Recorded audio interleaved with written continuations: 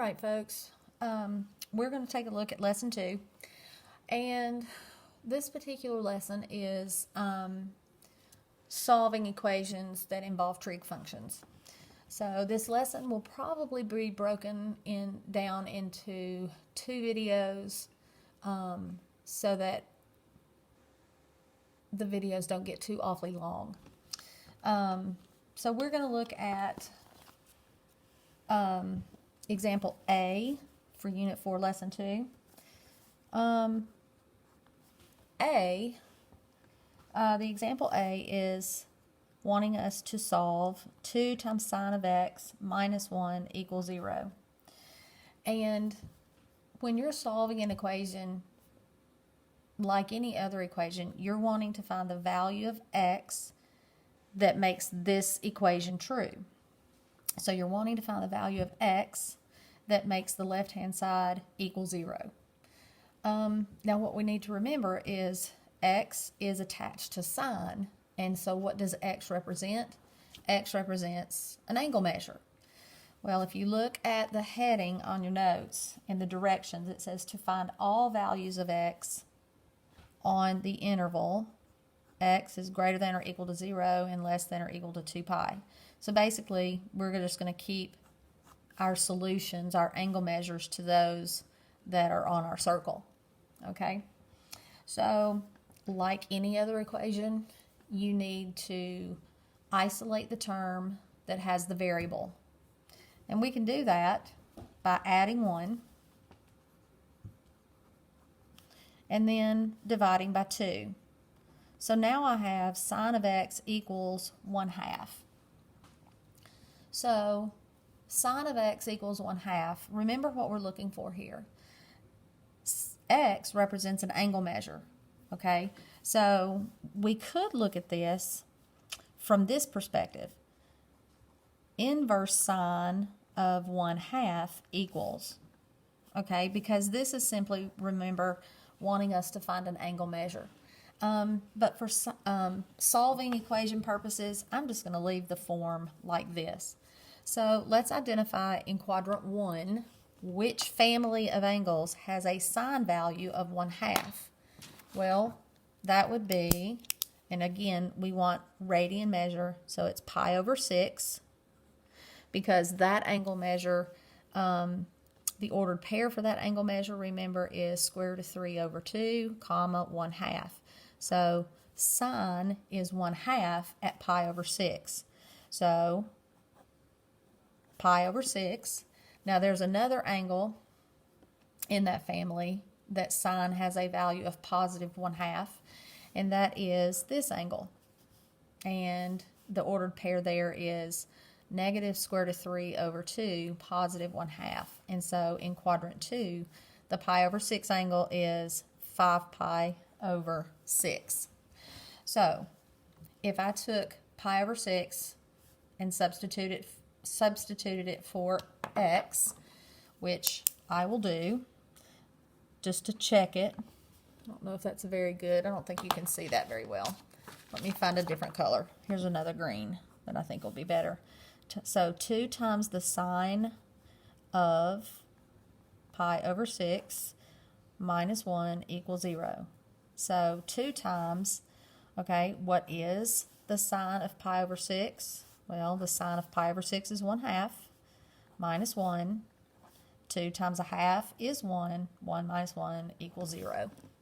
And I could do the same thing with 5 pi over 6 as well.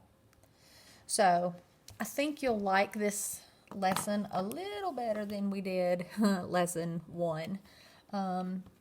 Because this lesson is strictly about solving equations.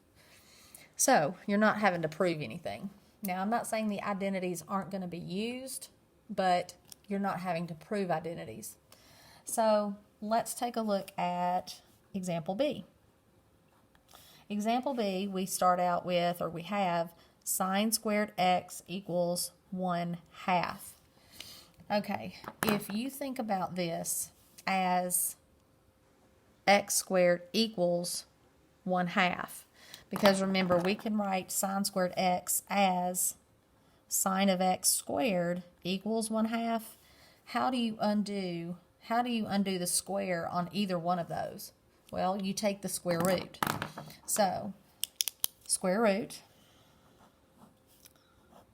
and what we get is the square root of sine of x squared is sine of x equals, the square root of 1 is 1, the square root of 2 is square root of 2. Now, for our circles perspective, we probably need to rationalize that expression.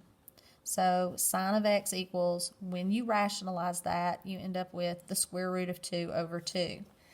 Now, I don't want to forget that sine of x equals square root of 2 over 2, yes, but there's something I've forgotten, and maybe somebody remembers what I've forgotten. And if we were in class, I'm sure somebody would tell me that this should both be positive and negative. And the reason why is because who put the radical in this problem to solve it? So now what I'm looking for is I'm looking for the angle measure, or the family of angles that have a sine value of positive and negative square root of 2 over 2. And I'm hoping that you remember that to be all of the pi over 4s. So this pi over 4 in each quadrant have the value of square root of 2 over 2. And I'll write it here. Remember, pi over 4, square root of 2 over 2, square root of 2 over 2. So your solutions are pi over 4, 3 pi over 4, 5 pi over 4, and 7 pi over 4. So this particular equation had 4 solutions that would satisfy that equation. Okay, so that was example A and example B. Now let's take a look at example C.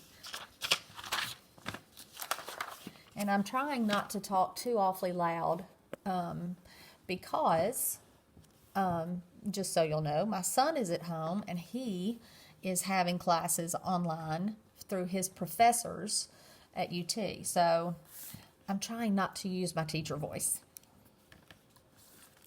Okay, so example C. Let me scoot this over. So example C looks like this. We have sine of 2x equals square root of 3 times cosine of x. So when I see this, I notice that I have sine of 2x is a double angle. So I'm going to replace, here's where I'm going to use one of my identities, or really the only identity for sine of 2x, which is 2 times the sine of x, times cosine of x equals the square root of 3 times cosine of x. Now, at this point, you might want to divide both sides by cosine of x. And here's why we don't want to do that. If we divide both sides by cosine of x, they're going to cancel there, and they're going to cancel here. And when they cancel on both sides, that is potentially going to keep us from finding a solution to this equation. So we've got to approach this a little differently. So we're not going to do this.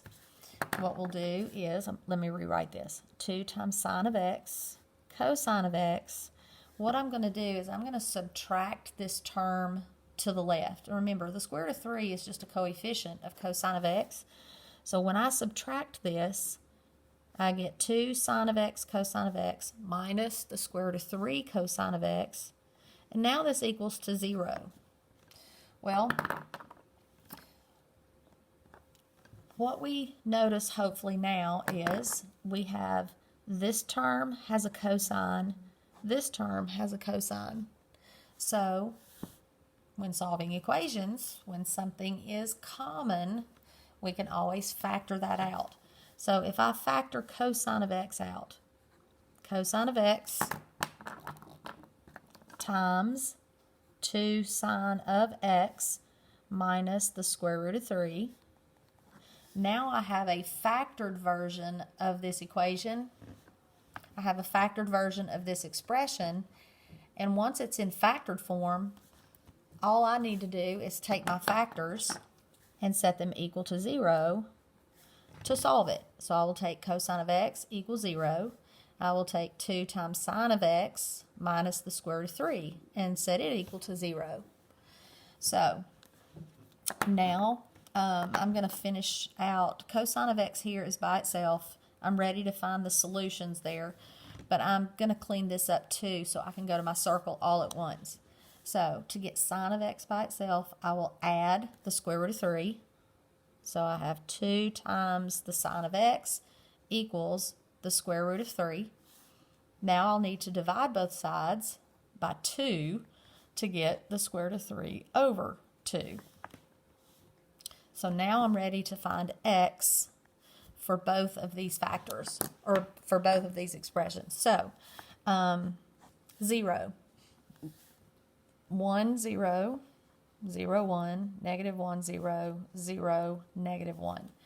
I want the angle measure where cosine is 0. So that would be here and here. So that's going to be pi over 2 and 3 pi over 2. And then I want to find the angle measure where sine has a value of square root of 3 over 2, which will be, nope, not that one. It will be this angle, which is 1/2 square root of 3 over 2. This is the angle where sine is square root of 3 over 2. So this is a pi over 3. And the other angle in this family that has a positive square root of 3 over 2 value for sine is going to be this angle. And that angle will be 2 pi over 3. So this equation, sine of 2x equals the square root of 3. Cosine of x, when you solve this, you end up with 4 solutions. X equals pi over 2 and 3 pi over 2, as well as pi over 3 and 2 pi over 3. All right. Now, if you wanted to, you could pause the video and try example D on your own. But I'm going to go ahead and work this out. So D, we have 3 times the sine of x equals the square root of 3 plus sine of x. Okay, so I'm going to start by getting everything on one side. Actually, I'm going to start by getting the signs on the same side. If I subtract the sine of x over, that's going to give me 2 times sine of x equals the square root of 3. So, to get sine of x by itself, I'll divide by 2. And sine of x will equal the square root of 3 over 2. And x then, actually we found the sine of x equals square root of 3 over 2. We found the angle measures in the previous example, which are going to still be pi over 3 and 2 pi over 3. Okay, now let's move on to example E. All right, I'm going to try to get this one on the same page. Okay, so hopefully when you look at example E, I'm hoping that you recognize this as a equation that is in a quadratic form. And what that means is I'm hoping that you can look at this and see this as an equation that looks something like this. X squared minus x minus 2 equals 0. And when you see an equation like this, I'm hoping that what comes to mind is factoring. The quadratic formula really is not going to be useful for an equation that has trig values or trig functions in them. So my first attack is going to be on or with factoring. Okay, so coming over here to the side a little bit, if I were factoring this quadratic, my factors would be x minus 2 times x plus 1 equals 0. Okay, so what is that going to look like with my trig equation? Very, very similar. We're going to factor this into tangent of x minus 2 and tangent of x plus 1. If you multiply these two back together, you would get your equation that you started with. So, just like a traditional quadratic, I would take each of my factors and set them equal to 0. So this would be tangent of x minus 2 equals 0 and tangent of x plus 1 equals 0. Then if I isolate tangent on both of these, this would be tangent of x equals 2, and this would be tangent of x equals negative 1. Okay, let's look at the tangent of x equals a negative 1. This one, we definitely know we have angle measures between 0 and 2 pi that have a value of negative 1. So let's go ahead and identify those first. Am I still on the page? Yes. So if you think about the pi over 4 angle, remember the pi over 4 angle has ordered pair, the ordered pair square root of 2 over 2, comma, the square root of 2 over 2. Well, tangent of pi over 4 is positive 1.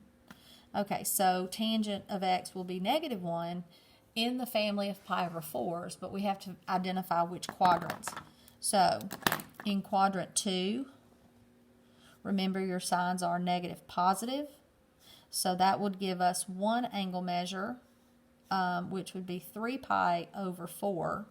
And then in quadrant 4, our signs are positive negative. And so the pi over 4 angle in quadrant 4 is going to be 7 pi over 4. Okay? So there's two of our solutions. Now, tangent of x equals 2. That is, we have not identified an angle on our circle that has a tangent value of 2. That doesn't mean that there's not an angle that exists that's between 0 and pi over 2. This particular expression, I would need the use of a calculator to be able to answer or find that value of x. If we were in class, we would simply do this. Inverse tangent of 2, and we would find that value to be 1.1071, and there would also be another one that would be 4.2487. So this particular solution, this particular expression, that would need the use of a calculator to be able to find those two solutions. So without the calculator, we'll focus just on those two. Okay? All right, so I'm going to stop this portion of the lesson, and then I will finish the lesson out with a second part or a second video. So let me scoot that over one more time, and that will be it.